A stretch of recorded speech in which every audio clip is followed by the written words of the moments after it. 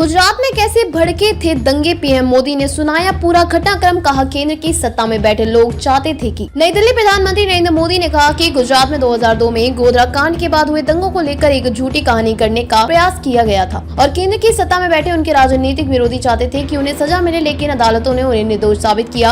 America के जाने माने पॉडकास्टर लेक्स फ्रीडमैन के साथ एक पॉडकास्ट में मोदी ने कहा कि यह धारणा गलत सूचना फैलाने का एक प्रयास था कि 2002 के दंगे गुजरात में अब तक के सबसे बड़े दंगे थे। हालांकि अगर आप 2002 से पहले के आंकड़ों की समीक्षा करेंगे तो पाएंगे गुजरात में लगातार दंगे हुए। उन्होंने कहा कि कहीं कहीं तो लगातार कर्फ्यू लगाया जाता था। 1969 में गुजरात में दंगे 6 महीने से ज्यादा समय तक चले थे। मोदी ने कहा कि गोधरा ट्रेन अग्निकांड उनके गुजरात विधानसभा का सदस्य चुने जाने के मुश्किल से 3 दिन बाद हुआ। यह अकल्पनीय त्रासदी थी, लोगों को जिंदा जला दिया गया। मोदी ने कहा कि कंधार विमान अपहरण, संसद पर हमला या यहाँ तक कि 9 या 11 जैसी घटना के पृष्ठभूमि में आप कल्पना कर सकते हैं, और फिर इतने सारे लोगों को मार दिया गया और जिंदा जला दिया गया। आप कल्पना कर सकते हैं कि स्थिति कितनी तनावपूर्ण और अस्थिर थी। पीएम ने कहा कि ऐसा कुछ नहीं होना चाहिए, हम भी ऐसा ही चाहते हैं, हर कोई शांति चाहता है। उस समय गुजरात के मुख्यमंत्री रहे मोदी ने कहा कि गोधरा में हुई घटना चिंगारी फैलाने का केंद्र बिंदु थी और फिर हिंसा हुई। गोधरा मामले को लेकर फर्जी विमर्श गढ़ा गया, लेकिन अदालतों ने मामले को पूरी तरह से जांच की और हमें पूरी तरह से निर्दोष पाया। प्रधानमंत्री ने कहा कि जब हिंसा हुई तब उनके राजनीतिक विरोधी केंद्र की सत्ता में और चाहते थे कि